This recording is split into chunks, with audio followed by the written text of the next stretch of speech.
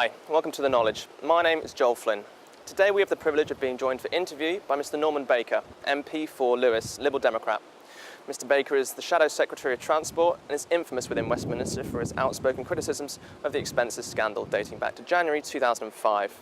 He's also one of the strongest advocates to date for parliamentary reform. Today we're here with Norman Baker, MP. Thank you for joining us very much, Mr. Baker. Mr. Baker, as long ago as 2005, you've been campaigning for greater transparency in MPs' expenses. Now, today we face a scandal unparalleled in recent history for MPs. Is the problem the system, or is it MPs themselves? The problem's both. We need a system which is completely transparent and which is subject to external audit. And if you have that, then actually the abuses which have taken place would simply not occur. The greatest defence against abuse is the fear of being discovered. So a transparent system is one where people don't abuse the system.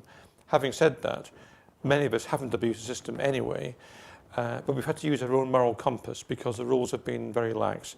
The rules have been written by MPs for MPs, and it's not surprising therefore that most MPs have kept to the rules, but have behaved in ways which the public regard as unethical. Do you see this as being a change in the vanguard of the party? Is power shifting away from traditional Westminster parties, the Lib Dems, Labour and the Conservatives? Well, I mean, I think we've got to differentiate, and I would say this as a Lib Dem, between the Lib Dems on the one hand and the Tories and Labour on the other. If you look at the expenses scandal, far and away the greatest number of MPs who've been caught have been Labour and Tory, and certainly the most serious offences, the avoidance of tax, the house flipping and so on, have been Tory and Labour MPs. We've had no MPs involved in that. Our excesses have been some of my colleagues buying teddy bears and mints and stuff on expenses. So it's a different scale altogether. So for some people there will be dissatisfaction with in Westminster in total, in the three parties. Others are taking a more discerning view and finding dissatisfaction with Tory and Labour MPs. And therefore it's quite possible we'll, as Lib Dems, will both lose votes but also gain votes from Labour and Tory. But there's an historic move which has been happening for 10, 20 years now, unconnected with the expenses situation, which is that the number of people at a general election who vote for Labour and Tory as a total has been declining from around 90-odd%, 95% in the mid-50s, down to about 70% now. And that will further decline because the old adherences to party allegiance, which used to be I'm voting Labour because my grandfather voted Labour, those sorts of responses have gone. And people increasingly, especially young people I might say, are looking at both parties on their merits. They may change from election to election. They're looking at candidates on their merits, which is absolutely right, irrespective of party. And they're looking at issues on their merits to see what is the issue today that might be the most important one. For example, for some people, it's climate change. Who's going to provide the best policy on climate change?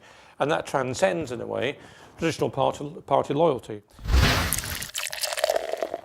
Do you see the problem as being that politicians are too concerned with seeing their careers as MPs and less committed to the public good than perhaps they once were?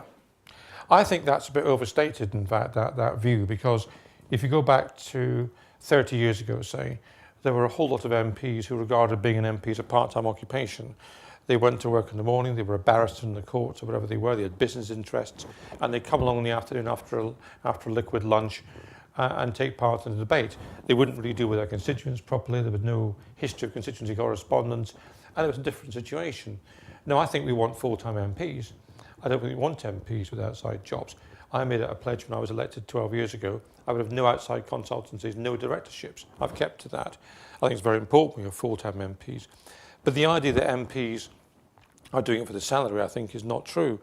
The average MP salary doesn't compare well, as a matter of fact, not a very popular thing to say, but doesn't compare well with MP salaries in other European countries. And a lot of people who are in the House, not everybody, but a lot of people in the House could earn a lot more by being outside the House in business without the unwelcome, harsh glare of public scrutiny which is presently landing on the House.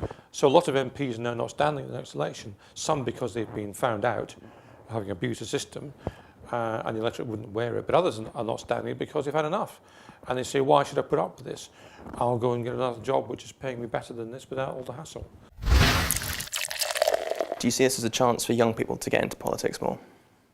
I would like more young people to get involved in politics, and I've thought that for a very long time. I became, in 1991, the youngest leader ever of my district council. I was 33 at the time. And I was youngest councillor on the council by some distance. Most of the councillors were over 60. They were all talking about bowls clubs, and their idea for spending money was on bowls clubs and golf courses. Well, you know, that's fair enough. I'm not saying we shouldn't spend money on those things, but what about skateboard parks and cinemas and stuff? And we have to look at those areas as well. And unless you have in your parliament or in your council a representative spread of age and gender, male and female, and sexual orientation and everything else, then you don't actually get the rounded view from that council or that parliament that you need to get. The expenses scandal is one that has clearly rocked the foundations of Westminster. Mr. Baker gives us an example of how we can transform politics into something that's more accountable and more transparent. If you've got any news or views or opinions on this topic or any others, please visit the Catch 21 website at catch21.co.uk.